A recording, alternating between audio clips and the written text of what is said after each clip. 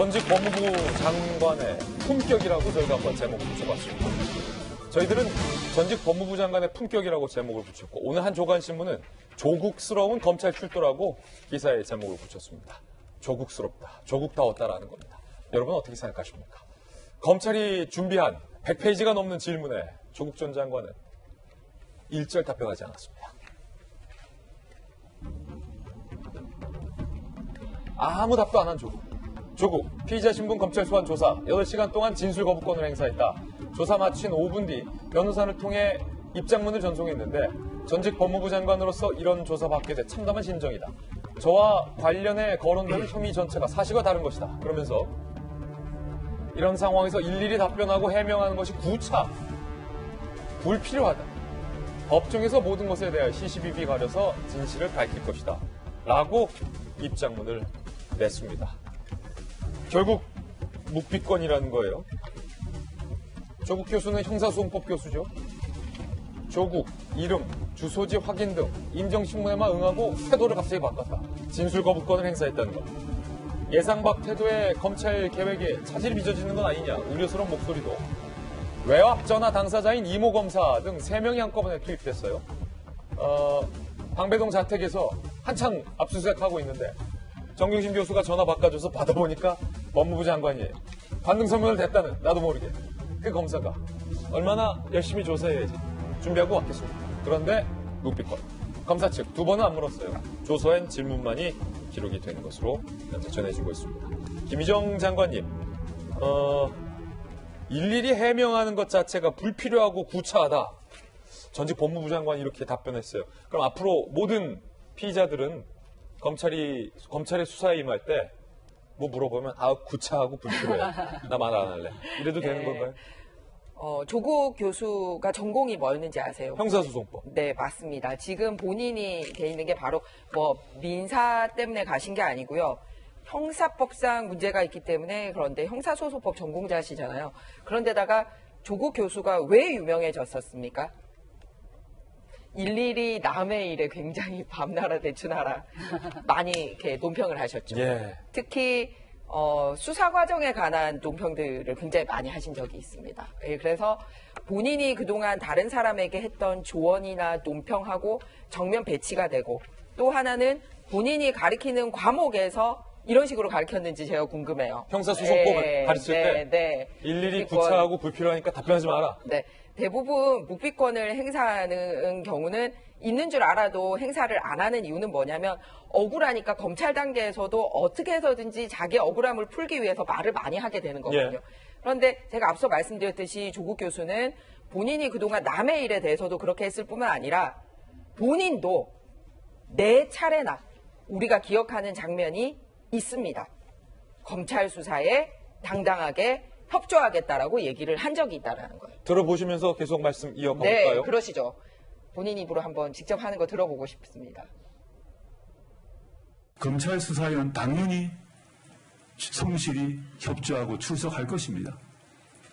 사법 과정에 당연히 협조해야 됩니다. 네, 검찰 수사에 관련해서는 일체 말씀드릴 수 없음은 여러 번 양해를 구한 바 있습니다. 제 가족은 앞으로도 검찰 수사에 성실히 응할 것입니다. 네, 성실히 응하겠다라고. 저게 지금 나온 장면 말고도 2번 더 있어요. 그러면서 한 번은 또 무슨 얘기까지 하냐면 윤석열 총장이 어떤 사람이냐. 그러니까 그분이 하는 수사에 내가 적극 협조하겠다라는 그런 워딩까지도 한 적이 있습니다. 그런데 4번씩이나 이런 거를 하고도 그거를 뒤집었단 말이에요. 그 말은 그냥 일반인들도 그렇게 하면 상당히 문제가 되는데 이 검찰을 외청으로 뒀던 법무부 장관의 잠시지만 본인이 있었잖아요.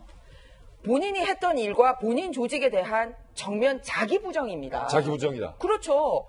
그렇게 하고 다시 또 법원 가가지고 하겠다? 그 말은 검찰에서는 자기 부정이거나 할 말이 없거나 둘 중에 하나라는 거예요. 그래서 이러다 보니 자꾸 구속수사의 필요성이 높아지고 있다는 말씀을 드리고 싶습니다. 구속해야 한다? 왜냐하면 부부 구속 사례가 이제 많지 않은 걸로 사람들이 생각하고 계신데 이제 워낙 부부 구속 사례와 관련돼서는 유명인들 것만 아마 기억을 하실 겁니다.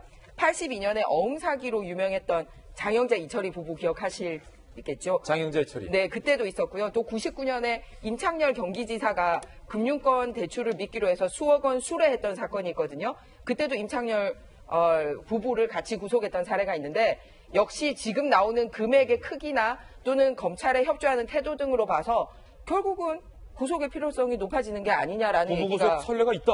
네, 그렇습니다.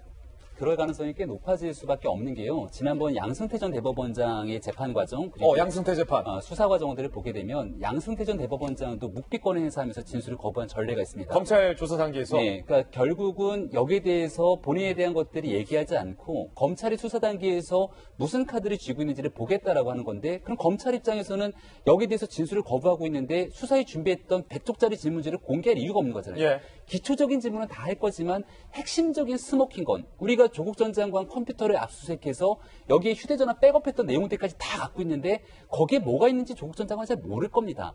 이런 것들을 묻고 따지면서 객관적 진술, 물증을 바탕으로 진술을 끌어내야 되는데 현재로선 조국 전 장관이 저렇게 나온다면 검찰은 당시 어떤 선택을 내렸냐. 좋다. 수사 적당히 하고 바로 구속영장 칩니다. 그리고 핵심적인 물증은 영장 실질심사 단계에서 빼도 박도 못하게 공개하고 그를 통해서 구속되게 됐던 전례들이 있기 때문에 네. 지금은 조국 전 장관에 대한 구속을 차곡차곡 쌓아나가는 오히려 그런 명분을 만드는 단계가 아닌가라는 생각이 들고요. 이렇게 계속 진술 거부하고 검찰 수사 비협조하면 구속될 가능성 크다. 매우 높다. 근데 부부가 구속되는 거에 대한 부담감이 있을 수도 있는데요. 그동안 정경심 교수는 계속해서 몸이 좋지 않다라고 얘기를 해서 애당초에 구속 적부심을 신청한다 했지만 이미 지나버렸고 보석 청구에 대한 가능성이 남아 있습니다. 아마도 조국 전 장관이 구속이 되게 된다면 정경심 교수가 건강상의 이유로 보석을 신청하거나 할 수 있는 가능성도 있기 때문에 이런 여러 가지 것들을 포괄적으로 봐야 되고요. 한 가지 저는 좀 조국 전 장관의 이 모습을 보면서 들었던 예. 생각, 그리고 주변의 지인들과 얘기를 나누면서 이런 얘기를 하던데, 아니 어떻게 그동안 본인이 밤을 새서라도 청문회를 준비하면서 모든 것들을 소명하겠다라고 얘기했던 조국 전 장관이 여기서 한마디도 하지 않느냐. 우리가 잘 기억해보면은요. 예. 조국 전 장관이 35일이라고 하는 짧은 법무부 장관을 지냈지만 초단기. 그때 참 좋아했던 여러 행보들이 있습니다. 기억나시죠? 검사와의 대화. 전국 돌았잖아요. 검사와의 대회. 전국을 돌면서 아니, 대화. 평검사들이 별로 원했다는 얘기들까지 나오지 않고 예. 조국 전 장관이 가서 검사와의 대화하면 그날 일을 제대로 하지 못한다는 불만도 있었지만 우리는 대화하겠다. 충분하게 대화하겠다. 검사랑 대화하겠다. 검사와 충분하게 대화할 수 있는 시간이 놓여져 있었잖아요. 대화하시라. 본인 조사. 근데 검사와의 대화를 그렇게 좋아하시는 분이 대화하시라. 본인에 대한 조사에서는 일절 대화를 거부했다? 여기에 대해서 참 조국스럽다라고 하는 얘기들이 일부에 있는 많은 시민들이 얘기를 하고 있는 상황이기 때문에 본인 스스로도 대한민국에서 민정수석과 법무부 장관을 지냈던 고위공직자로서의 공적인 책임을 다하지 못했다라고 하는 비판에서 자유롭지 못할 거라는 생각입니다.